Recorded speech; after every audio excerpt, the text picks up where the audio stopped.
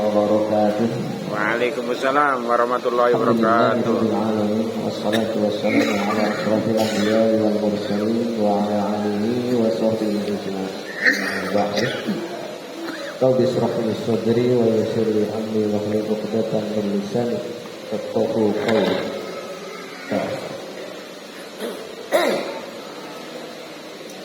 Masyaallah muslimin yang dirahmati Allah, puja dan puji syukur kita panjatkan kehadirat tadi atas segala nikmat dan limpahan karunia. Salawat serta salam semoga tercurah kepada junjungan kita baginda Nabi Muhammad sallallahu alaihi wasallam. Alhamdulillah malam hari ini walaupun diguyur hujan deras tapi tidak mengurangi keistiqomahan kita untuk sholat berjamaah di masjid yang mulia ini. Dan insya Allah kita akan lanjut pembacaan dari surat Ali Imran ayat 20 kemarin sampai 19 ya. Ya betul. Insya Allah kita akan bacakan beserta makna dan tafsir yang tertulis di dalam kitab ini. Kita baca dulu. A'udzu billahi minasy syaithanir rajim. Bismillahirrahmanirrahim. Innal ladzina yakfuruna bi ayatillahi wa yaqtuluna an-nabiyyina bighairi haqq wa yaqtuluna alladzina ya'muruna bil qisti minan nasi fabashshirhum bi adzabin alim. Artinya 21 ya. 20 ini Bapak. Kita ke 20. Fa in hajjuka faqul aslamtu wajhiya lillahi wa man ittaba'ani wa kullil ladzina utul kitaba wal ummiyina aslamtum fa in aslamu faqad ihtadaw wa in tawallaw fa innama 'alaikal balagh wallahu basirun bil 'ibad. Kemudian jika mereka membantah engkau wahai Muhammad, katakanlah aku berserah diri kepada Allah, dan demikian pula orang-orang yang mengikutiku. Dan katakanlah kepada orang-orang yang telah diberi kitab dan kepada orang-orang yang buta huruf, sudahkah kamu masuk Islam? Jika mereka masuk Islam, berarti mereka telah mendapat petunjuk. Tapi jika mereka berpaling, maka kewajibanmu hanya menyampaikan, dan Allah Maha melihat hamba-hambanya. Nah, jadi jelas di sini Allah menyampaikan kepada Nabi Muhammad sallallahu alaihi wasallam apabila ada bantahan-bantahan atau kritik-kritik dari orang-orang yang tidak menerima seruan daripada Nabi Muhammad. Nabi Muhammad diperintahkan untuk mengatakan aku berserah diri kepada Allah, dan juga orang-orang yang mengikuti. Jadi fenomena ini bisa saja terjadi juga di masa sekarang, karena kan tugas risalah Nabi itu kan dilanjutkan oleh para ulama sebagai pewaris para nabi. Jadi pada masa sekarang pun selalu ada, bahkan Sekarang lagi viral nih, seorang yang katanya hafiz Quran, hafizah, perempuan. Ya memang dia pernah nyantren di pesantren tahfiz Quran.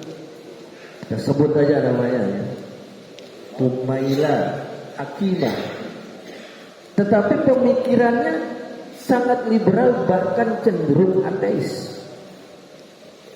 Padahal sudah banyak para ustadz, para alim ulama yang sudah memberikan penjelasan ya untuk mengcounter pemahamannya yang cenderung kepada ateis.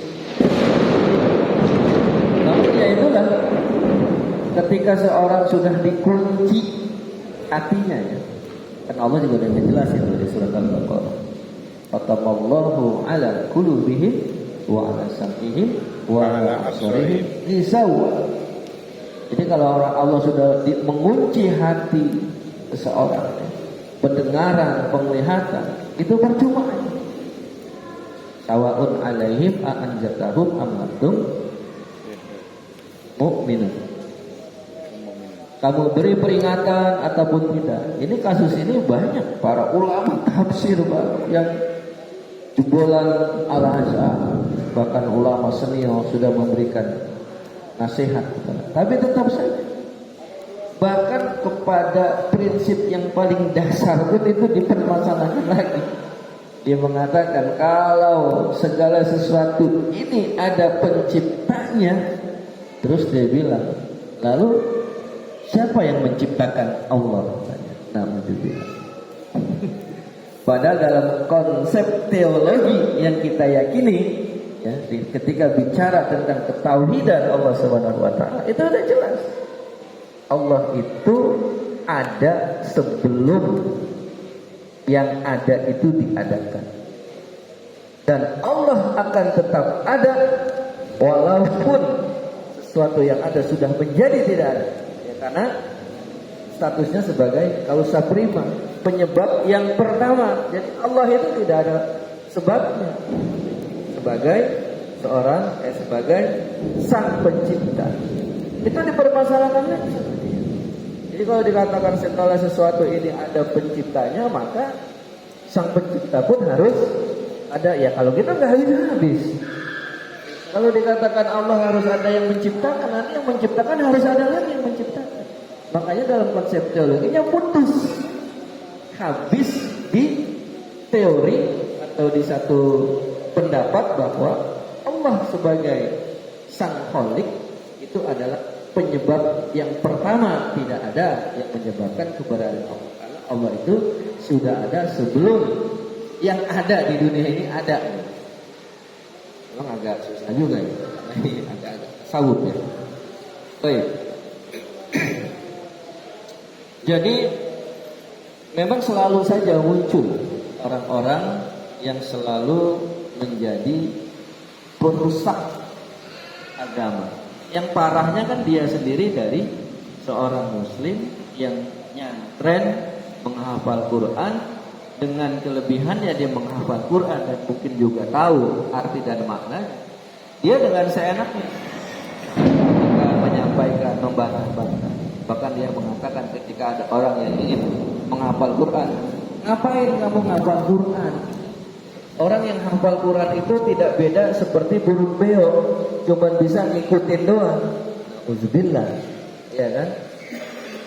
Padahal kita mah simpel aja. Orang yang berusaha untuk menghafal Quran, paling tidak dia telah mengikuti apa yang diperintahkan oleh Allah.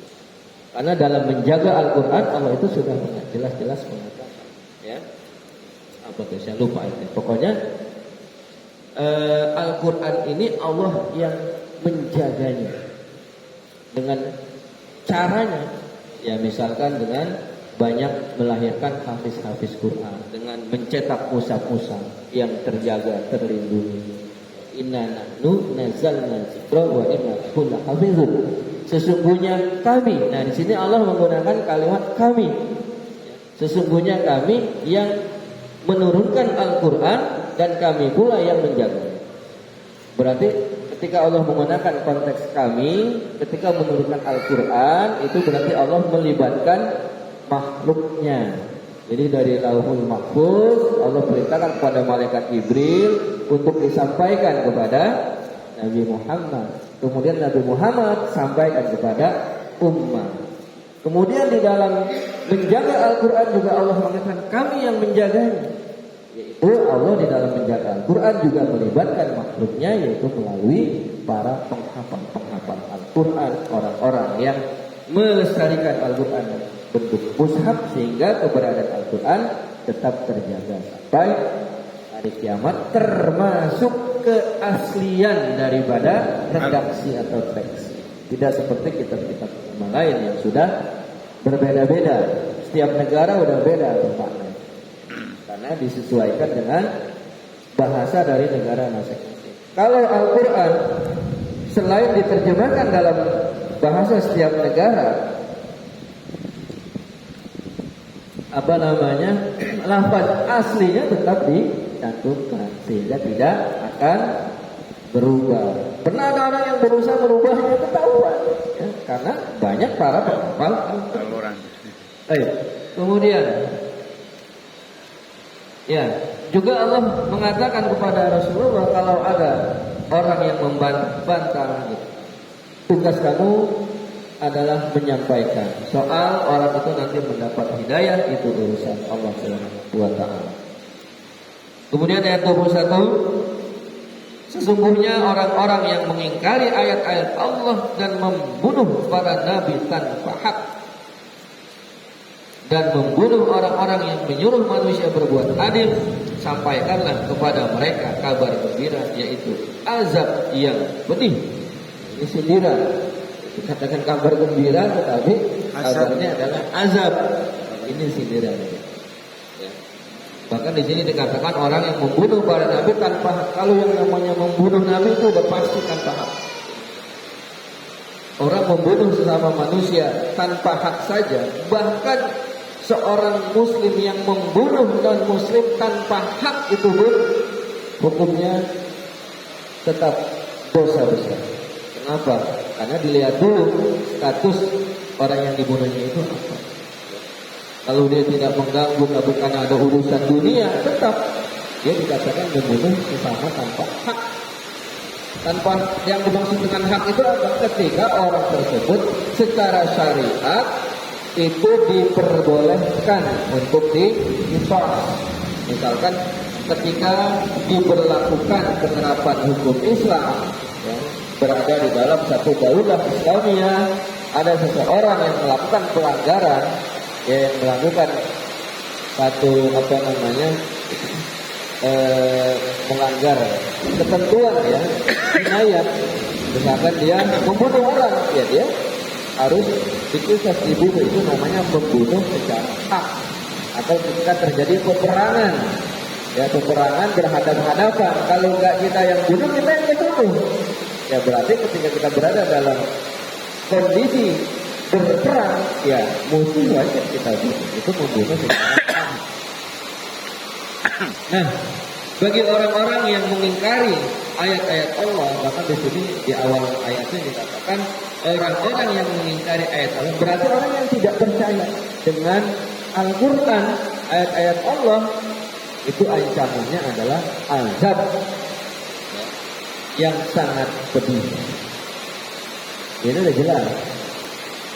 Karena kita sebagai umat Islam diperintahkan untuk meyakini bahwa orang yang mengambil jalan kebenaran selain daripada Islam, maka mereka tidak akan diridhoi dan tidak akan dia. Ya terserah orang lain yang mau mengatakan semua agama benar, semua penganut agama nanti ada surganya masing-masing, itu kan keyakinan dia. Tetapi di dalam keyakinan agama Islam, inna dina indallahi Islam, kemarin sudah kita bahas.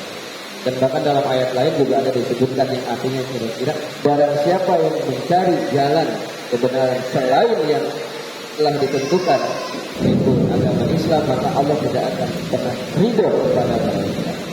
Baik, mudah-mudahan pembacaan ayat dari surat Al-Imran ayat 21 ya semakin menambah keteguhan iman kita dan kita selalu mendapatkan bimbingan dari Allah Subhanahu wa taala. Amin. Amin ya rabbal alamin. Astagfirullahaladzim, astagfirullahaladzim, astagfirullahaladzim. Alhamdulillahirrahmanirrahim. Bismillahirrahmanirrahim. Alhamdulillahirabbil alamin. Alhamdulillah. Ya rabbal alamin kama ya maulid jalali muslimin.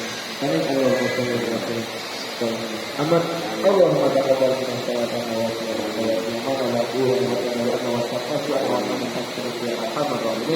Allahumma ighfir lana wa li walidayna wa hamna wa barik Allahumma وجعلنا وجعلنا قرآنا ربنا آتنا في الدنيا وفي الآخرة حسنة سبحان ربك رب العزة عما يصفون وسلام على والحمد لله رب العالمين بلا إله إلا الله والسلام عليكم ورحمة الله وبركاته. Waalaikumsalam warahmatullahi wabarakatuh.